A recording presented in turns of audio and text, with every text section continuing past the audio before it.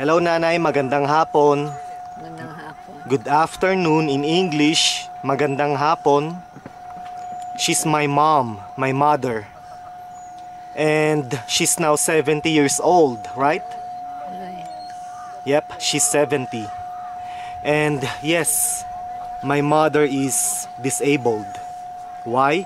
Because she has Parkinson's disease. How old were you when you had the disease? I was only 37. My mom was only 37 years old. So young. So you got Parkinson's disease at the age of 37. Yes. Younger than me.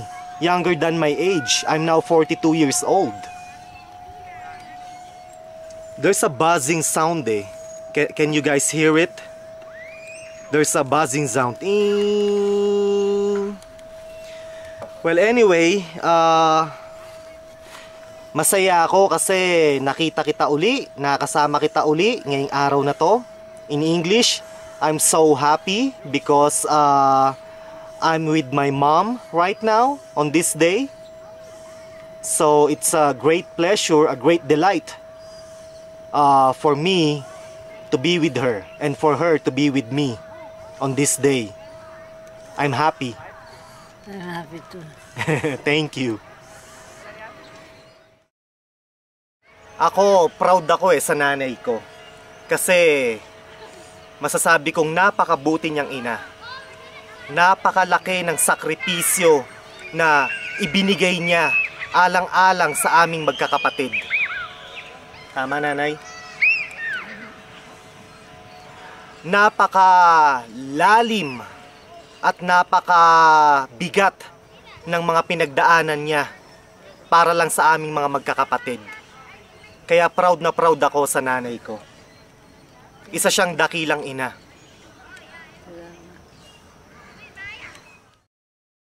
Ang nanay ko ipinanganak sa Pampanga. Yes, Kapampangan ng nanay ko, so Kapampangan din ako. May dugong Kapampangan. Half Tagalog, half Kapampangan. Well, anyway, balik tayo sa nanay ko. Yeah, ipinanganak sa Pampanga, pero lumaki sa Caloocan. Lumaki na sa Maynila. And then at the age of 7, 7 taon pa lang tong nanay ko, naglalako na ng mani at candy sa kalsada. Tama ba nanay, 7? Mga ganong edad no? 7 years old pa lang tong nanay ko, naglalako na siya ng peanuts and candies sa kalsada o sa mga lansangan. City Hall. Sa City Hall, ano? City Hall ng Maynila. Mostly sa City Hall, sa Maynila. Doon siya naglalako ng mga mani at candies na kanyang pinepedel. At maraming pagkakataon, nakikipagpatintero siya sa mga pulis. Kasi wala siyang permit at hindi pwedeng palako-lako ka ng kung ano-ano doon. So maraming pagkakataon nakikipagpatintero siya sa mga pulis. Lumaki sa hirap ang nanay ko. Fortunately, dahil sa angking talento, talino at ingenuity ng nanay ko, naging academic scholar siya. Nag-aral siya sa kolehiyo sa Lyceum of the Philippines. Kumuha siya ng kursong journalism. So nagkaroon siya ng degree sa journalism, BS Journalism. And then nung college siya, naging aktibo siya sa pagiging isang aktivista. And then naging labor organizer siya, union organizer, at isa siya sa mga libu-libong bayani ng ating bayan na lumaban sa diktadorya ng rehimeng Marcos. So nakaka-proud ang nanay ko. Nakaka-proud. Proud ako sa nanay ko kasi lumaban siya ng tunay at matapang siyang naipaglaban against sa diktadura ng rehimeng Marcos. Marami sa kanyang mga comrades sinampahan ng trumped up charges. Marami ikinulong ng walang basihan. Marami rin tinorture at marami rin ang pinatay So, pasalamat na lang ako at nandito siya. Nakaligtas siya at nag-survive siya noong panahon ng diktadorya ng rehimeng Marcos. May sinasabi ka, nanay?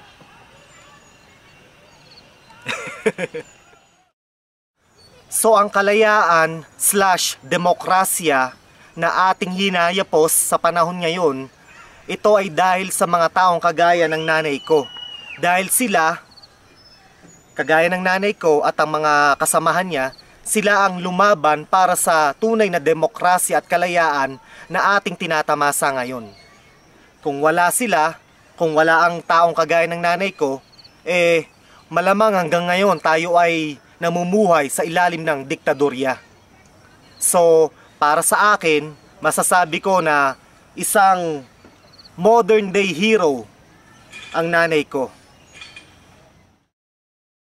Alam niyo mga katoto, itong nanay ko, napakaganda niya nung kabataan, lalo na nung dalaga siya. Napakaganda nito. Mistisa, napakakinis ng balat. Maganda siya talaga. Actually, naaalala ko nung bata ako, may nakita akong mga litrato. Sa litrato o sa mga litrato, meron siyang kasamang artista, Mate ni Idol. Mate ni Idol noong 1980s.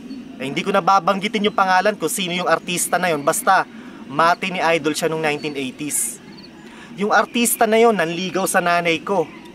Aha, nanligaw yung artista na yun sa nanay ko noong early 80s. Sabihin ko ba yung pangalan, nanay? Wag na. Wag na. Hindi ko na babanggitin yung pangalan. Pero, yun, napakaganda ng nanay ko nung bata to. Well, hanggang ngayon naman oh. Tignan mo naman kung gaano kakinis si nanay.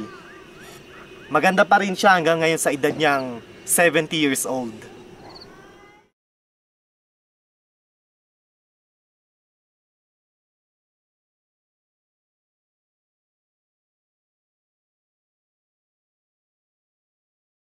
Natatandaan niyo ba mga katoto ang 1975 Latondenya Strike?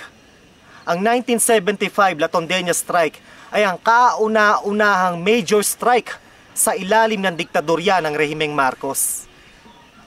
Isa ang nanay ko sa mga organizers nung strike na yon. Aha, isa ang nanay ko sa mga organizers. So kagaya ng sinabi ko sa inyo, ang kalayaan at demokrasya na ating tinatamasa ngayon ay dahilan sa mga taong kagaya ng nanay ko na lumaban sa tunay na kalayaan at demokrasya. Meron pa akong gustong banggitin Nagkaroon ng pagkakataon na ipapadala ang nanay ko sa Chicago, Illinois para kumuha ng masteral degree sa journalism. Tama, nanay? Saan yun? Sa Louisiana State University. Okay. Louisiana State University. Akala ko Chicago State University. Sa Louisiana State University pala. Hindi ko alam ang buong kwento Sino ba ang dapat na magpapadala sa doon? Yung trabaho mo ba? Sa trabaho mo?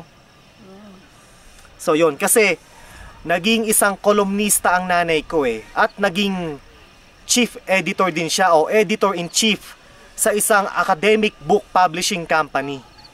Ngayon, ipapadala siya nung kumpanya sa Louisiana, para kumuha ng masteral degree. Pero, hindi pumayag ang tatay ko Hindi ko alam kung anong dahilan. Ano nga ba ang dahilan? Bagong panganak ako sa iyo. Okay. Dahil bagong panganak ang nanay ko sa akin. Kaya pala hindi pumayag si tatay na pumunta siya sa bansang Amerika dahil kapapanganak lang niya sa akin. Meron pa bang ibang dahilan? Siguro. Yun lang daw siguro, sabi ni nanay. Pero alam ko may mga dahilan pa pero hindi ko na lang babanggitin sa video. Personal na lang yun, sa amin na lang yun. So mga katoto, noong 1980s, yung mga academic books na binabasa at ginagamit natin sa eskwelahan, nanay ko ang editor-in-chief noong panahon na yun. Pero nag-quit siya sa pagiging editor-in-chief sa dahilan na hindi niya daw masikmura na yung nilalaman ng libro o yung gustong ilaman sa libro, sa subject na social studies, world history, kasi gusto nilang ilagay sa isip ng mga kabataan na ang mga Amerikano ay mga bayani na dapat nating ituring. Ibig sabihin, ang mga Amerikano daw ang nagpalaya sa atin mula sa kamay ng mga Espanyol at sa kamay ng mga Hapon. Kumbaga, gusto nilang itanim sa isip ng mga kabataan na malaki ang utang na loob natin sa mga Amerikano. Tuto lang nanay ko doon. Kasi ang nanay ko masyado tong nasyonalista. At nung mga panahon na siya ay aktivista, talagang lumaban siya against sa dictatorship ni Marcos at sa US imperialism. Kaya hindi niya masikmura yung gustong ilagay sa libro na ang subject ay world history. So nag-quit siya sa pagiging editor-in-chief. After nun, lumipat siya sa isang comics, sa isang kumpanya na nagpa-publish ng mga comics at naging writer siya. Bukod sa pagiging writer ng comics, naging rin siya, novelist. Ha? Editor din ako. Editor din. So bukod sa pagiging writer at novelist, naging editor din pala siya doon sa kumpanya niyo na nagpa-publish ng mga comics sa Pilipinas. Malinaw pa nga sa memorya ko na parang kahapon lang. Naalala ko nung bata ako, sinasama ako ng nanay ko sa opisina. Sumasakay kami ng love bus. Natatandaan nyo ba yung love bus sa EDSA? So sumasakay kami sa monumento ng love bus papuntang Cubao. Kasi sa Cubao yung opisina niya. Fresh pa yon sa memory ko. Hanggang ngayon natatandaan ko pa na parang kahapon lang. And then, every week yun, every Friday ba o every Thursday, may mga bagong labas ng comics. Tapos makikita nyo doon, anong araw? Webes. Webes. Every Thursday, may mga bagong labas ng comics. Ano yun? Episode yun no? Every Thursday, may bagong episode na lumalabas. Makikita nyo doon sa comics na yun, yung pangalan ng nanay ko. Kasi, siya yung nagsusulat ng comics. Tapos siya rin pala yung editor. Hindi ko alam yun, akala ko writer lang siya. Editor din pala siya. Tapos naalala ko pa, alam nyo, sa National Bookstore, pag pumasok kayo doon, makikita nyo yung mga love novels. Marami doon mga sulat ng nanay ko. Kasi nung panahon na yun, usong-uso yung mga novels no? Yung mga pocket book yun. Pocket book kung tawagin. Makikita mo doon yung pangalan ng nanay ko. Napakarami kasi marami siyang isinulat na love stories noong panahon na yon, nung 80s, 1980s. Pero nag-quit din ang nanay ko sa pagsusulat sa comics at sa mga pocket books. Nag-quit siya nagtayo na lang siya ng negosyo. Hindi ko malaman, hindi malinaw sa akin kung bakit siya nag-quit sa pagsusulat. Basta nagtayo siya ng negosyo, nagtayo siya ng mga kainan, ng mga karinderya, at yun ang pinambuhay niya sa aming magkakapatid. Ilang karinderya ba ang nagkaroon ka, nanay? 3 karinderya. So nagkaroon ng 3 karinderya ang nanay ko at yun ang pinambuhay niya sa aming magkakapatid. And then unfortunately, at the age of 37, nagkaroon siya ng Parkinson's disease, nang hina ang kanyang katawan, at also nagkanda sunod-sunod ang kamalasan na nangyari sa buhay namin. At eventually, nagsara yung mga karinderya na kanyang itinatag o binuksan o ano yung tamang term doon? Ipinundar. And then nagpunta siya ng Amerika, 1997, nagpunta siya ng bansang Amerika. Nagtrabaho siya sa Amerika as a caregiver at administrator sa isang board and care facility. Despite of her having Parkinson's disease. Yeah, may sakit siyang Parkinson's disease. Yung mga panahon na yun, panay dyskinesia niya pa Yung involuntary body movement dahil sa merong chemical imbalance sa utak niya. Yun yung nagkakos ng involuntary body movement. Bago na operahan yung nanay ko sa utak, talagang makikita mo siya para siyang bulating sinabuyan ng asin. Talagang kisay siya ng kisay. Kisay siya ng kisay. Kahit natutulog siya, kisay siya ng kisay na para siyang bulating sinabuyan ng asin. Pero sa kabila nun, nagtatrabaho pa rin siya as a caregiver and administrator. So hanga talaga ako dito sa nanay ko to eh. Maraming kwento eh. Marami akong kwento na gustong ibahagi kaso mahaba na tong video na to at talagang mababurn out na ako sa paglalagay ng subtitles o translation. Kaya tatapusin ko na. So sige, tapusin na natin to. Nanay, gusto ko na lang sabihin sa nanay ko na mahal kita, nanay. Mahal na mahal din kita. Alam mo yan na mahal kita. At gusto kong humingi ng paumanhin sa nanay ko. Dahil marami akong pagkakamali na nagawa sa buhay sa dahilan na nasaktan ko ang nanay ko. O hindi sa dahilan, kundi sa resulta.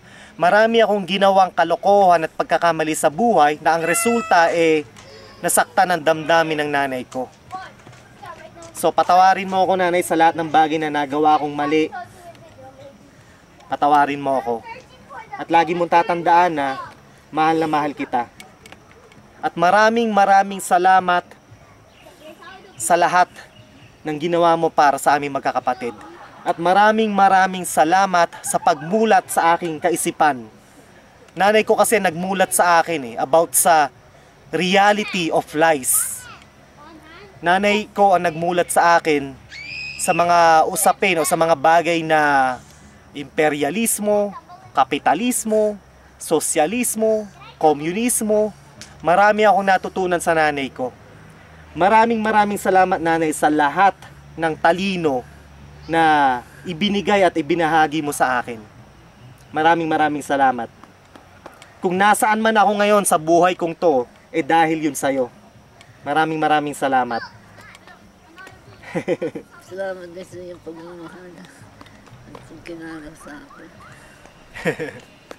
So sige, cut na natin tong video na to. Mahal na mahal kita.